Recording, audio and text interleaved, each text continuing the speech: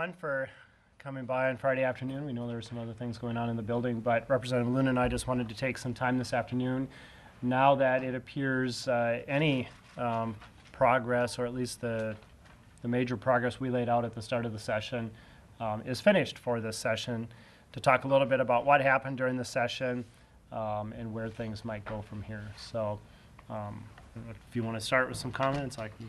Sure. Well, I think both Senator Reinert and I are very disappointed that, as we laid out, there were some sort of small steps towards Sunday sales that we identified, and one of those being growler sales on Sunday. It was very clear from the committee action in both the House and the Senate Commerce Committees that there was strong support for allowing growler sales. In fact, I think it was probably unanimous support in the committee, certainly in the House side.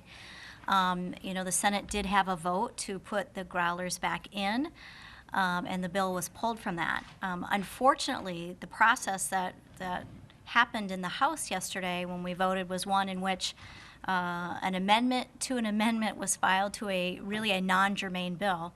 So it precluded any further changes to the liquor legislation as put before the House. So the growler piece had been removed. The rest of the omnibus liquor bill was put in an amendment that could not be changed through our procedures in the House. There was a fair amount of discussion about that procedure, a fair amount of unhappiness, and I'm confident if a member had been offered or had been able to offer the growler provision, it would have passed the House. So, the process did not work in a way that really reflected the will of the people. Growler sales are conducted by small craft brewers. These are small businesses which have started in our state. It's an important part of their revenue stream.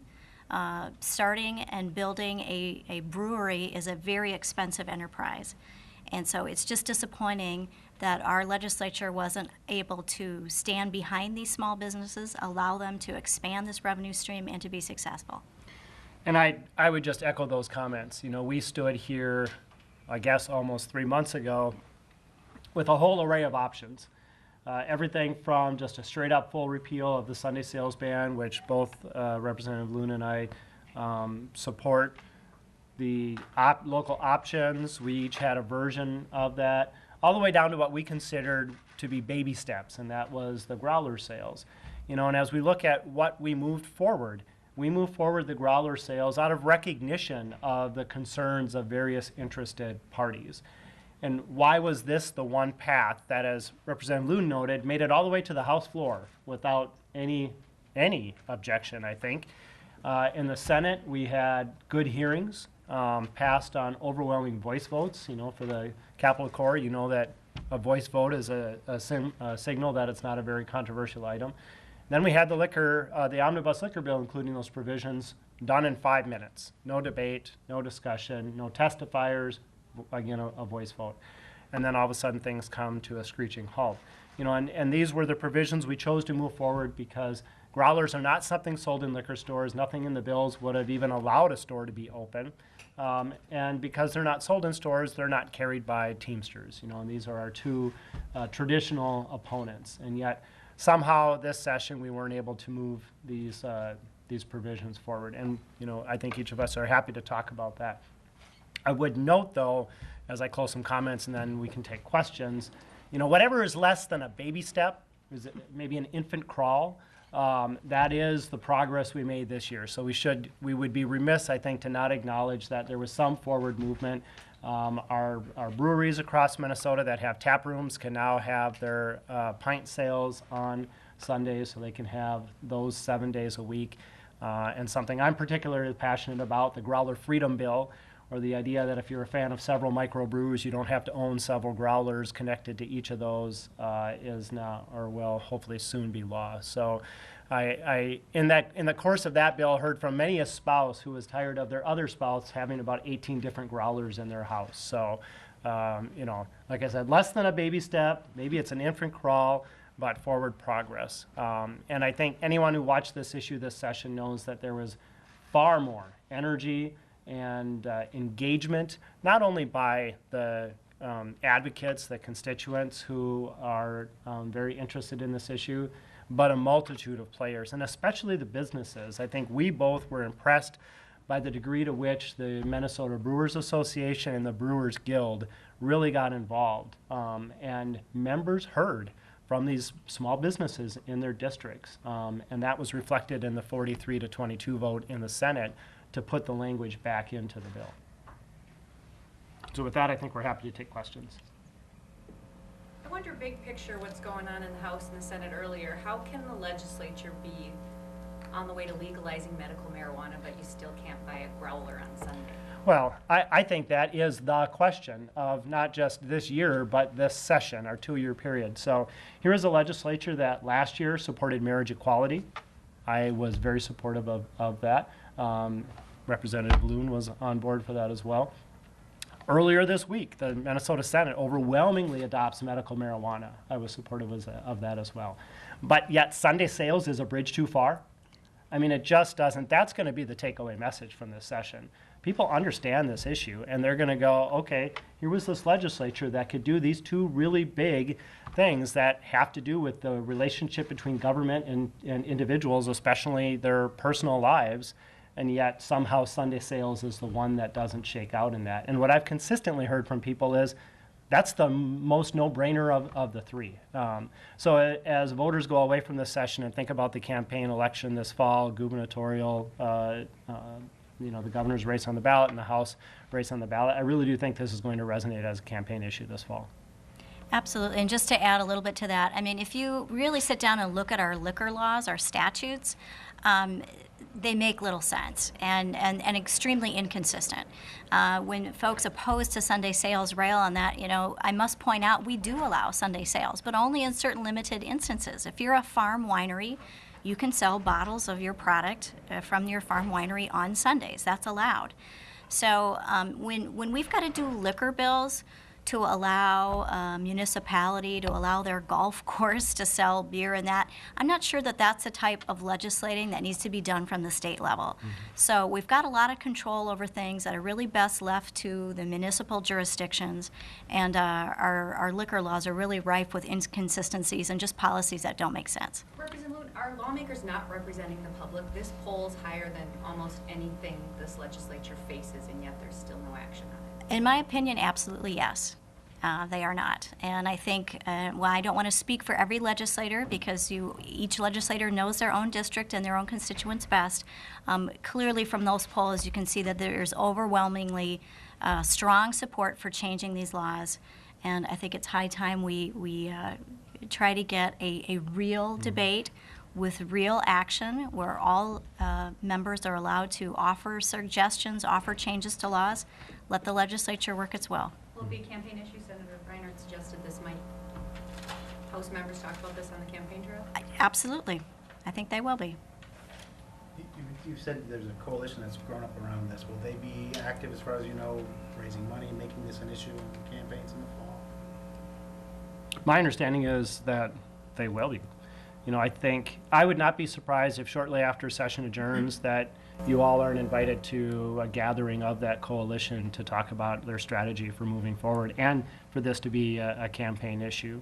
My sense is that they're probably going to form some sort of voter education organization and ask candidates to do surveys. We do tens of those in an election cycle, including the House and the gubernatorial candidates, so that those groups can come in next session knowing who's on board and who's not.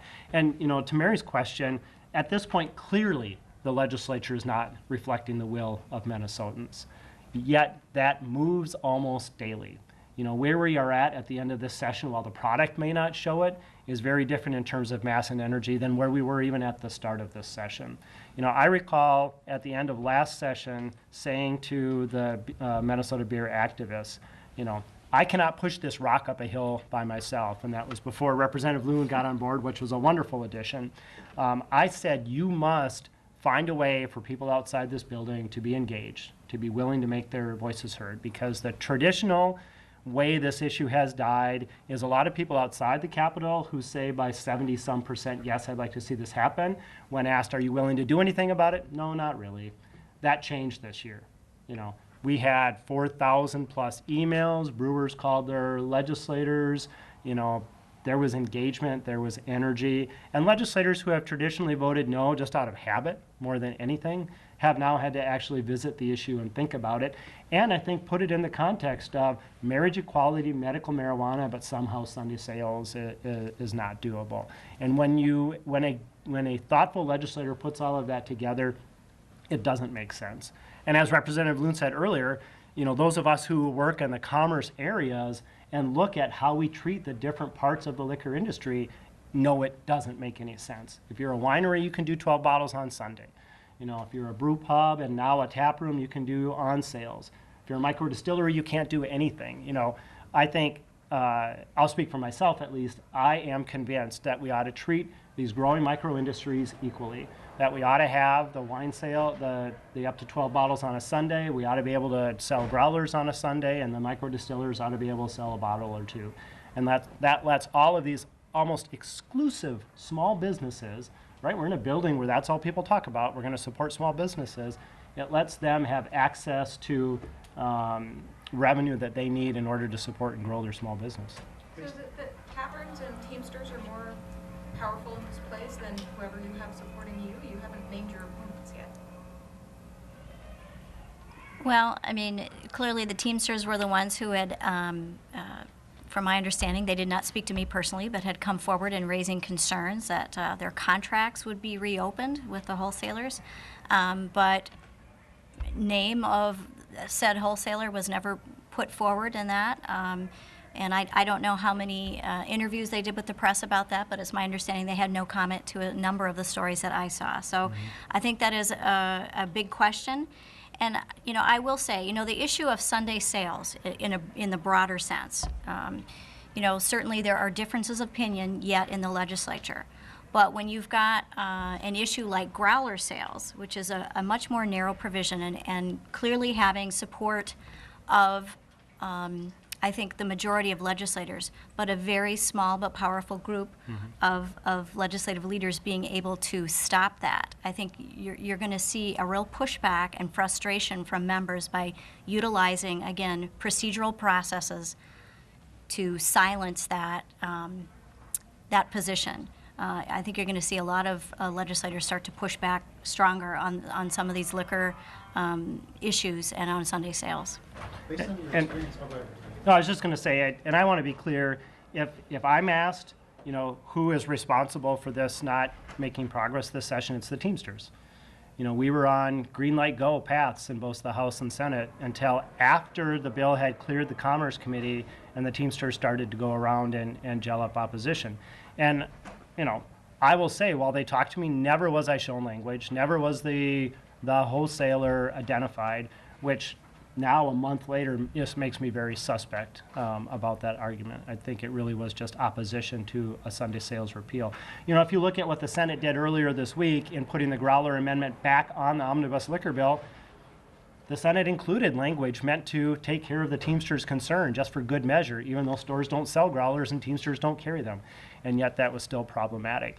Yes, there were members that with Sunday sales concerns that jumped on board, but without that Teamster vehicle, there really would have been no standing for that. So in my opinion, who is responsible for this not moving the session? It's the Teamsters. based on your experience this session, next session, will you do a similar strategy of full repeal and other options, or will you just go no holds barred, full repeal, no small steps? I don't think we've pre-conferred that, but No, I mean, we'll have to do some discussion about that. Again, I think it depends a little bit on what moves legislators. I have talked to a few on my side within the House meeting that like the opt-in for local jurisdictions to give them the say. And, you know, I favor that because I think, again, not every community is the same. And I don't want to make that decision for every community. And I think legislators see sort of the wisdom of that. And so I think it will draw more support, but I'm not shutting the door on just a full repeal or, you know, looking at some other options into next year. So the full repeal will be part of it, but it may include other things. Well, I think it's interesting. You know, we tested the water in the Senate on these issues on Tuesday, and there was a one-vote difference between full repeal and a local option. And in the Senate, we tried, now, opt-in as the ban goes away and a local jurisdiction can opt in to keep it. I like the opt-out, which is the ban stays in place, but a local jurisdiction can opt out of the ban if they want to. One vote difference. We only lost one vote between full repeal and a local option. So, we'll have to sort of see if that has more legs moving forward. I think both of us think it's not only the reasonable compromise, but the right way to proceed. It lets local units make decisions best for their part of the state. If you're a border town or a college town or the Twin Cities, it probably makes sense to have Sunday sales. If you're, I think back to the floor arguments on Tuesday. If you're a small town in the middle of Minnesota with a municipal liquor store, you probably don't do it, but those choices can be made. But, I walk away from this session wondering what path, how does any action in 2015 not end up in the Senate with the same result? So, do we have to really seriously consider putting this on the ballot? If you have something that 70% of Minnesotans want, but somehow can't make it through this building, then maybe it is time to make it a ballot question. If it's that controversial, more controversial than I think either one of us believe, in comparison to some of the other big issues this legislature has dealt with, then maybe it is time to just put it on the ballot and let the voters have a decision. It's certainly not complicated. People understand the issue. We wouldn't need multi-million-dollar educational campaigns. People would be able to go and just weigh in on whether they think that businesses should have the option to be open 7 days a week, and if consumers should have the option to make purchases 7 days a week. Explore that a little more. How serious are you about doing a constitutional amendment on Sundays? Well, I introduced it this session, but it was sort of a last resort. I thought that we had a number of reasonable provisions, and that we had settled on the most reasonable, what we considered baby steps. But as I walk away from this session, if we can't get baby steps to go through this legislature, and at least on my side of the equation, the dynamics aren't going to be any different in 2015, then maybe it is something that has to just be, maybe the legislature says, this is too difficult for us to deal with. We'll put it out to the voters to let them make a choice. Representative Loon, what do you think about a constitutional amendment regarding Sunday sales? Well, when Senator Reinert approached me about it this year, I wasn't willing to support that. Again, I don't think we should be, rushing to put things on the ballot. However, given what transpired this year, I'm gonna step back and think about that a little more. And again, I would hate for us to have to go this route. I'm hoping that, again, with the grassroots activity and just constituents and voters weighing in with their elected officials throughout the election process, that won't be necessary. But I'm going to pay some close attention through this election season about what happens and what people running for office are saying about this issue. Senator, you brought up the issue pretty early on about baby steps in this process. Your proposal might have even been when you rolled it out And we initially, did. or shortly Yep. after. Right. Do you regret that strategy? Not at all. I think, and this is my own opinion, but I think both of us are considered pretty thoughtful legislators who want to try and work with people and find where we have common ground and build out. I think that's where our friendship emerged from. And so that was a part of that strategy. I think we said, here are a whole array of things we can support, but we're willing to work with others to see what you can support. And clearly that was the growler provisions, because stores didn't carry them and stores didn't carry growlers, Teamsters didn't deliver them.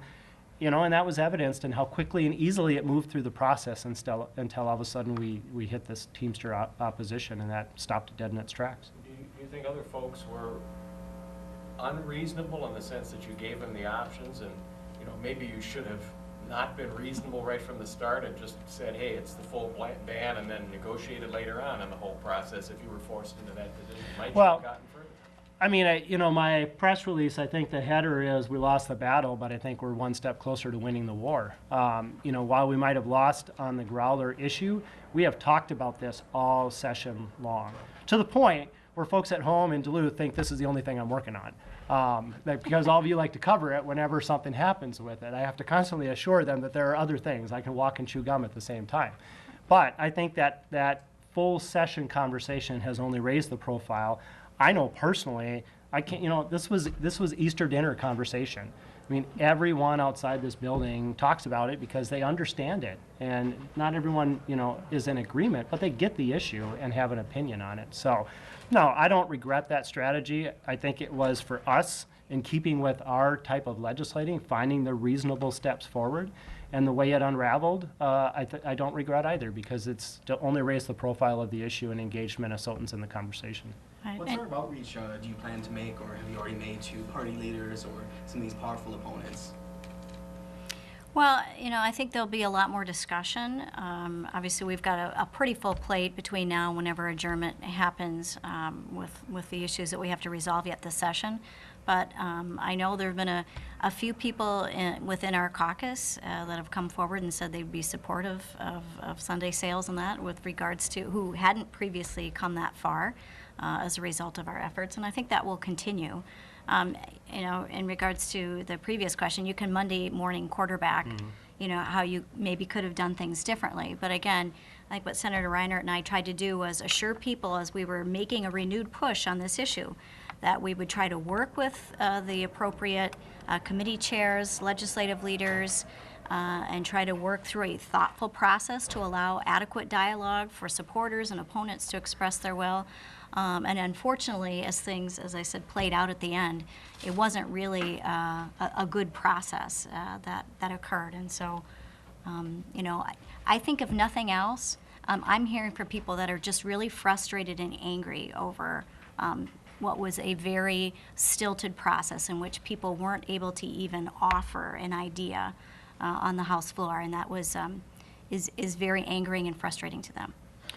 And I'm sorry, I would just say to your question, we're in real time. I guess I consider the rest in peace date on this today for the 2014 session. But clearly, if any member of this legislature thinks that makes this issue go away, they're wrong, and they're misreading the pulse of the public. The energy and engagement that we saw in 14 is only going to build during the interim and the fall campaign cycle and be even more present in 2015. What about a full repeal of Sunday sales on the floor? It came up last year, but it didn't come up this year. Do you think it would have garnered more than the 20-some votes it got last year if it had been voted on the floor this year?